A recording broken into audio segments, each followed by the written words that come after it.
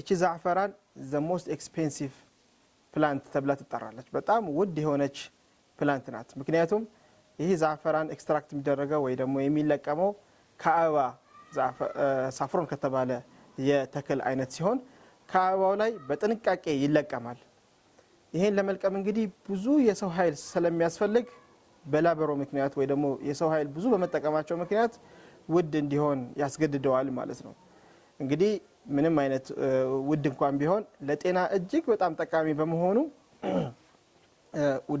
ከውድነቱ የሚያስረሳ የጤና ጥቅም እንዳለው ሳይንቲስቶች ይናገራሉ ማለት ነው እስቲ ይሄ ዛዕፈራን የምንለው ምንድነው የሚጠቀሙበት እንግዲህ ቀደም ሲል እነ ኢብኑ ሲና የተባሉ ሙስሊም የሆኑ የጤና ባለሙያዎች ሐኪሞች እንደዚሁም ደግሞ ለጤና ከፍተኛ የሆነ አስተዋጽኦ ያበረከቱ ተመራማሪዎች እና ዓሊሞች ናቸው እነ ኢብኑ ሲና ዛዕፈራንን በከፍተኛ ደረጃ ለህክምና ይጠቀሙበታል ስለዚህ ከጥበ ነበዊ ወይ ደግሞ ከእስላማዊ የነብያዊ ህክምና ውስጥ ይካተታል ማለት ነው ዛዕፈራን እንግዲህ ቀላ ያለ ከለር ያለው ሲሆን በተለያዩ ነገሮች ልንጠቀማቸው እንችላለን እስቲ ስላጠቃቀሙ ከመነጋገራችን በፊት መጀመሪያ እስቲ ስለ ጥቅሙ እንወያይ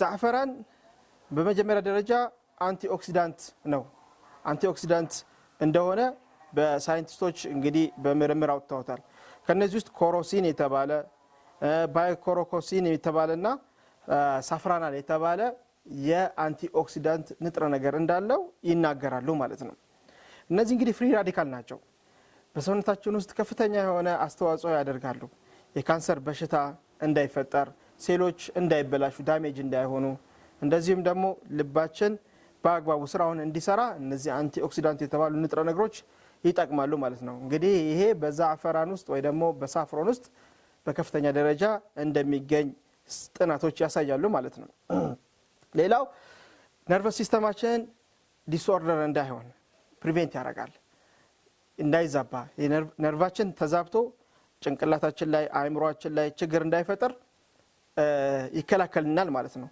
በተለይ የመርሳት ችግር ሊፈጥሩ የሚችሉ የነርቭ መዛባቶች እንዳይፈጠሩ ያደርጋል ምን ይላሉ በ2015 የወጣ አንድ ጥናት ነው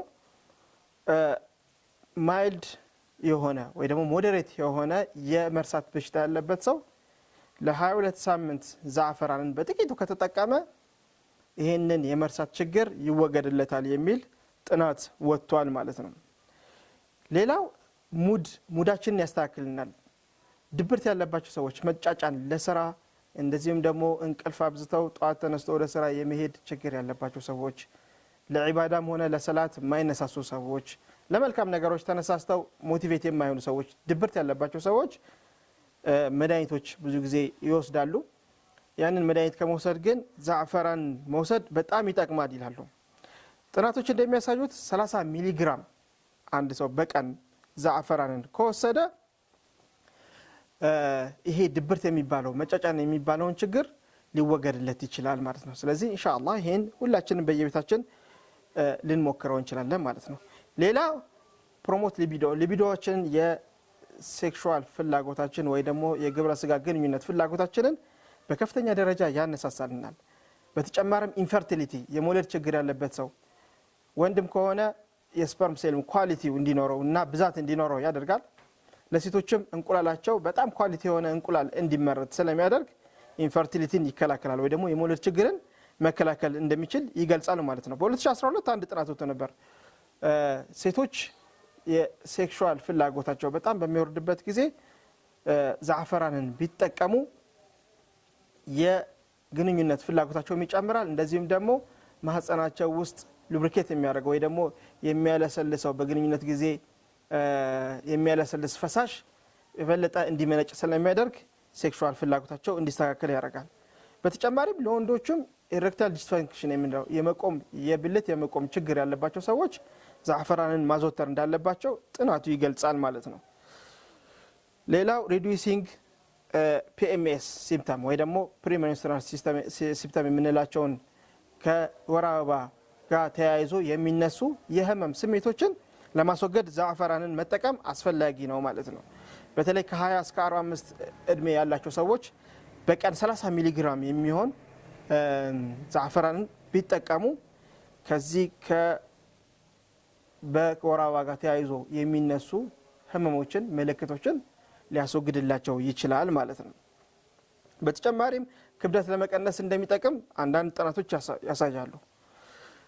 ዛዕፈራን እንግዲህ ምን ጉዳት አለው? ጥቅሙ ብቻ ሳይሆን ጉዳት ምን አለው የሚለውን ማየት እንችላለን። ኦቨርዶዝ ከሆነ በጣም በከፍተኛ ደረጃ ከተጠቀምነው ምናልባት የተወሰነ ጉዳት እንደሚያሳይ አንዳንድ ጥናቶች ያሳያሉ። ይሄም ደግሞ የሚታወቀው አንዳንድ ሰዎች ላይ አለርጂክ ምልክት ሊያሳይ ይችላል። ይሄን አለርጂክ ምልክት የሚያሳያቸው ከሆነ በከፍተኛ ዶዝ መጠቀም የለባቸውም። አነስተኛው ዶዝ ግን 1.5 ግራም በቀን ማንኛውም ሰው መጠቀም ይችላል።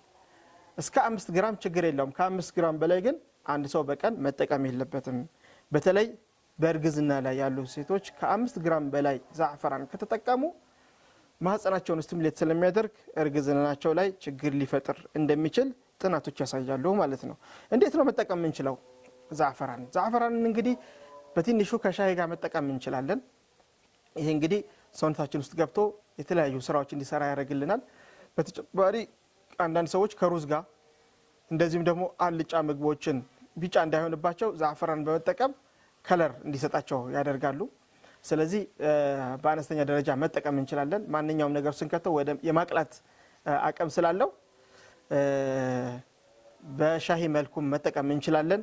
ሻሂ ጋር የፈላ 1 ብርጭቆ ሻሂ ላይ የተወሰነ አነስተኛ ደረጃ በመጨመር ቢቀላም ብንጠቀመው እጅግ በጣም ጥቅም ይሰጠናል ማለት ነው። በተጨማሪ ከወተት ጋር መውሰድ እንችላለን። ከወተት ጋር ከወሰድነው ዛዕፈራንን ከወተት ጋር ጨምረን ትንሽ ቀላ ይላል መውሰድ እንደምንችል ይገልጻሉ ማለት ነው። ስለዚህ በአጠቃላይ ዛዕፈራን እጅግ በጣም ለጤናችን ጠቃሚ ነው።